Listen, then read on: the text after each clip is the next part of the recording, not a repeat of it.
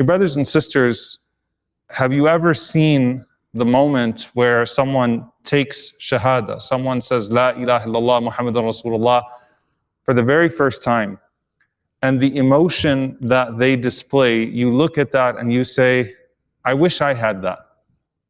You know, subhanAllah, I remember there was once a young sister that was becoming Muslim that was saying La ilaha illallah Muhammadan Rasulullah, and she struggled to get through it, and there was an elder Muslim sister that had been Muslim her entire life that started to cry very heavily as well. And she said that I'm crying because I've been saying La ilaha illallah Muhammadan Rasulullah for over 60 years and I never cried. La ilaha illallah Muhammadan Rasulullah never brought me to tears. And this person is saying it for the very first time and it's bringing them to tears. And you wonder and you say, subhanAllah, where is that excitement? Or perhaps you are a convert to Islam and you remember those moments and you go back and you think, well, I want to feel that way again. Or you had moments in Ramadan or moments in your life where you really feel like you peaked in terms of your faith. Every single one of us in here can at some point look back and feel like there was a time that they felt closest to Allah subhanahu wa ta'ala. Either it was in the midst of a tragedy, and may Allah subhanahu wa ta'ala help all of those that are in the midst of that tragedy right now, Allahumma ameen, or it was during a heightened faith awareness, iman awareness, because of what you were reading or listening to, or the season of khair that you were in, of good that you were in, perhaps Umrah or Hajj, perhaps Ramadan. But there's a time when you felt like your faith peaked, like I was really where I wanted to be. I felt my heart was soft. I felt that it was easier for me to connect to Allah subhanahu wa ta'ala. And sometimes you want it back. And to want it back is a good sign. To be okay with not feeling like you are at your full potential in terms of your heart's connection to Allah subhanahu wa ta'ala is a bad sign. To be like, well, that's all right, I've already relegated faith to a certain part of my life and I don't care about that part. But to say, you know, I really wish I could feel that way again, and I really wish I could connect that way again. And I was thinking about really this incredible narration about Abu Bakr as-Siddiq radiallahu ta'ala anhu, and I want to preface the narration with reminding all of us about who Abu Bakr radiallahu anhu is. Abu Bakr is the man radiallahu ta'ala anhu who would read Quran and would not just be moved so much with his own heart that he had a difficult time reading the Quran without crying, but he would force everyone else to cry as well. Two incidents that are very famous, in fact. One of them is when Abu Bakr was on his way out to Abyssinia to make hijrah, and a man stopped him, a non-Muslim chief, and said, a person like you can't be turned out. I will protect you. You should not be treated this way. You're a good man. You do so much good for us. You should not be dealt with this way. And the elders of Quraysh said, fine, he can stay, but please let him stop reading the Quran publicly. It's a problem when he reads Quran publicly because he just moves people's hearts too much. So Abu Bakr radiallahu anhu said, fine, I'll only read it in my house. Then he turned half of his house in Mecca into an open courtyard. And he would read Quran there. You can't stop him from praying in his own courtyard, right? And what would happen is the spouses of those same tribal chiefs and their children would go out and listen to Abu Bakr read the Quran radiallahu ta'ala anhu and listen to his crying, and they would start to cry too. SubhanAllah, that's how beautiful his recitation was and how connected he was to his recitation. A second time, when the Prophet ﷺ was passing away, and the Prophet ﷺ ordered that Abu Bakr radiallahu anhu would lead the prayer. And some of the spouses, the wives of the Prophet ﷺ, they said, well, let's instead have Umar radiallahu anhu lead the prayer. Why? Because Abu Bakr has too soft of a heart and he breaks down in his recitation. He won't be able to reach the people in terms of his volume, the way Umar would. And the Prophet ﷺ was upset with that, right? That he commanded Abu Bakr radiallahu anhu would lead the prayer because there was something more to it than that. So those are two incidents. To preface the incident I'll share with you. Imagine later on in his khilafah, Abu Bakr as-Siddiq radiallahu ta'ala anhu is watching the delegations come from around the world to embrace Islam. And this delegation comes from Yemen. And the first thing they would do is they'd read the Quran to the delegations that would come to visit. فَسَمِعُوا الْقُرْآنَ So they heard the Quran, جَعَلُوا يَبْكُونَ, and they all started to cry. And Abu Bakr radiallahu anhu stared at that for a moment. And he said, هَكَذَا كُنَّا ثُمَّ قَسَتِ الْقُلُوبِ. I remember when we used to be like that. But then our hearts became hard. We got used to it. We got used to the Quran. We got used to all of these reminders and all of this beauty that comes with this faith. We got used to it. And subhanAllah, I wanted to capture that for a moment. Now, first and foremost, is there any doubt in anyone's mind that Abu Bakr radiallahu ta'ala anhu still used to cry when he would read the Quran? Of course, Abu Bakr radiallahu ta'ala anhu would still cry. Of course, Abu Bakr at his lowest point is better than all of our best points. There's no doubt about that. And people of high standards hold themselves to higher standards than anyone else. So he's holding himself to a standard. But that sentiment of, I really want to get to that place again and feel that connection with Allah subhanahu wa ta'ala. And you think about relationships outside of the relationship with Allah subhanahu wa ta'ala. How do people get back to where they want to be? They remember their original purpose and they root out the distractions. They go somewhere together, they spend some time together, they talk very openly, they allocate some time to try to peel back to the original place that brought their hearts together. This is with two people. Like, let's get back. Remember when we first met? Remember when we first talked? Remember that time? Remember that time? Let's think together. Let's talk together. Let's go back to what created the initial connection and try to revive that connection. And the Prophet ﷺ taught us that, right? To do tajdeed of our iman, to constantly revive our faith by getting it back, trying to get it back, trying to get it back. And not just get back to its peak, but push it beyond that to its full potential as much as you can. Get beyond where you felt the last time. How do we do that? And you know what's so beautiful about our deen? It's not rocket science. It's reminding ourselves. This Jum'ah is a reminder. It's not some, fancy medicine or some type of recitation or some type of formula that you have to figure out. It comes back to the nature of who you are as a person, and the closer you are to who you are as a person, the closer you'll be to your Rabb, the closer you'll be to your Lord.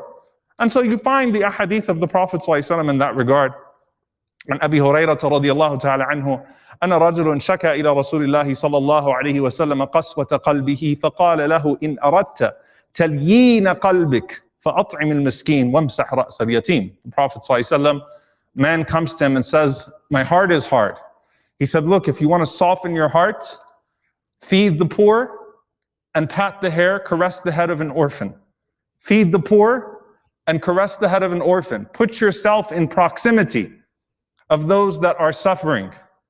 What do we do when we feel overwhelmed by hardship that's out there? We shut it off because we have the ability to do so. I'm going to watch other things. I don't want to watch this stuff. I don't want to see this stuff.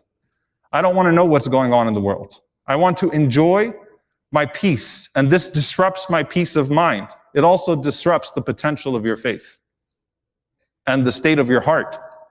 That doesn't mean overload in watching bad news. That means play a productive role in being part of the solution. If you can't find ways to volunteer, subhanAllah, everything that's happening right now, do you know how much hunger there is out there? Do you know what the state of our refugee brothers and sisters are out there right now? Do you know how many people are out there struggling? And do you know that all of these agencies are looking for volunteers? Wear your mask. If you have your vaccine, you can't, inshallah ta'ala, you're even in a better state. Go out there, volunteer to serve the people. Be in proximity of that. And it will put your heart in a softer place. It'll remind you of original purpose. It'll take you back to it. It's not sufficient to just think about it as some faraway thing. So that's one thing the Prophet ﷺ taught us about action, in putting ourselves close to it. Spending time close to it is important. But I want to get to another part of this, another element of this. Before a heart becomes diseased or dead, it becomes distracted. Before a heart becomes diseased or dead, it becomes distracted. Abu Bakr radiallahu anhu was not talking about, this is how we used to be, then we started to gossip a lot, then we started to backbite, then we started to spend time in these groups and we started to sin more. He was talking about distraction. Lahiyatan qulubuhum, right? Where Allah, and of course that's far away from the Sahaba of the Prophet ﷺ, but a warning. Distracted hearts, diseased hearts are when you're actively putting poison, spiritual poison into your hearts. Distracted hearts are those that don't spend enough time focusing on what truly gives life to the heart. But if you're not spending enough time, if you have a distracted heart, then you're bound for a diseased heart. And if you let the disease persist, then you risk death of the heart. And this is something that's really important because, subhanAllah, in these times, we go back to these ahadith of the Prophet sallallahu alaihi wasallam. The Prophet sallallahu alaihi wasallam said, "لا تكثروا الكلام بغير ذكر الله، فإن كثرة الكلام بغير ذكر الله قسوة للقلب، وإن أبعد الناس من الله القلب القاسي." نسأل الله العافية. The Prophet sallallahu alaihi wasallam said, "Don't speak too much without remembering Allah subhanahu wa ta'ala. Because to speak too much without remembering Him is to risk the hardness of the heart. And the furthest of people away from Allah are those who have the hardest hearts." I want you to think about, very objectively, it's been a year, right? Since things really shifted the way that they shifted. For the most part, it's almost been an entire year. How much time objectively are you spending in your groups now? How much time objectively are you spending on your social media? How much time are you spending talking to people through devices or whatever it may be? And do you see that there is a healthy proportion of how much you're talking about Allah subhanahu wa ta'ala or talking about beneficial things? And I'm not even talking about wasting away in gossip. And I mean, subhanAllah, to sin and to do harm in times where we should be reminded of Allah subhanahu wa ta'ala at an extra level, that's a bad place to be. May Allah protect us all. Talking about wasting a lot of time, wasting a lot of discussion, having long conversations that are of no benefit whatsoever. Proportionally, how do I shift that now?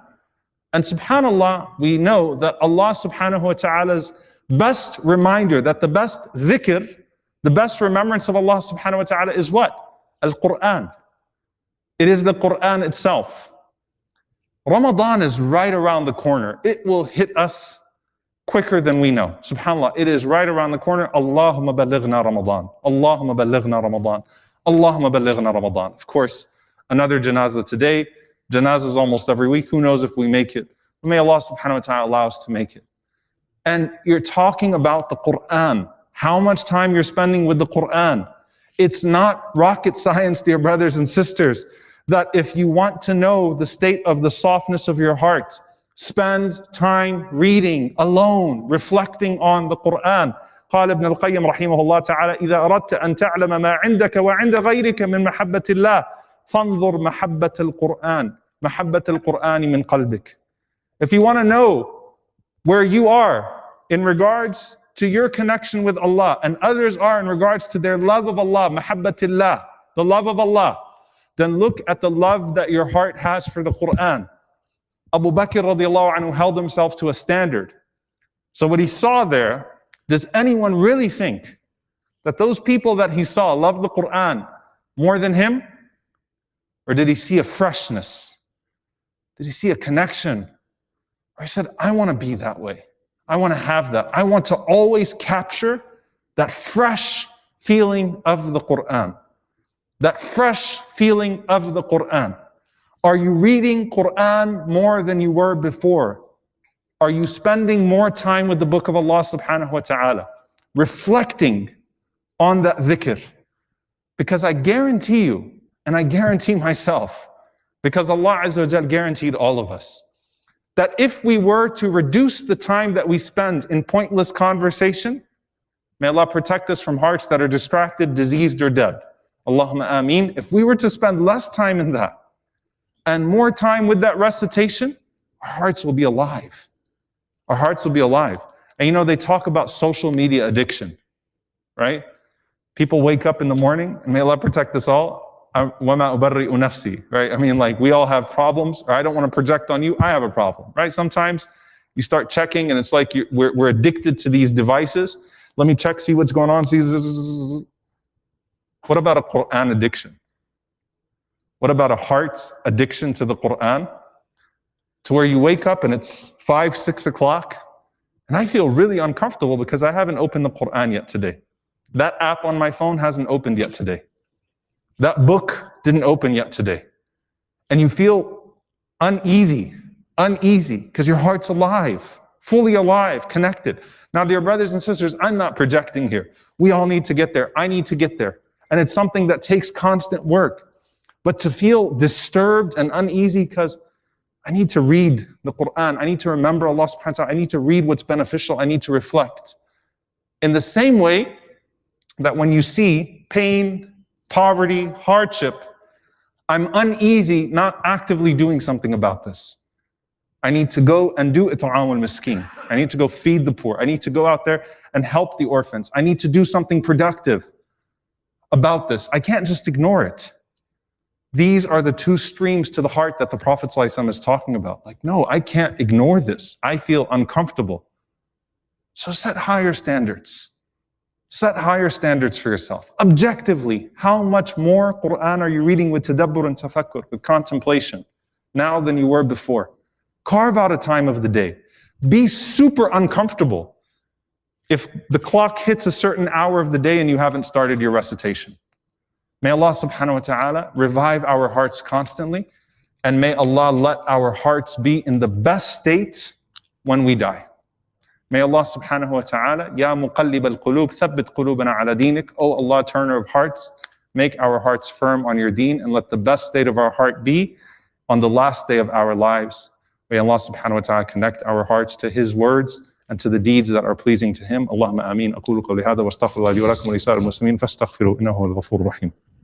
الحمد لله رب العالمين والصلاة والسلام على رسوله الكريم وعلى آله وصحبه أجمعين. اللهم اغفر للمؤمنين والمؤمنات والمسلمين والمسلمات الأحياء منهم والأموات إنك سميع قريب مجيب الدعوات.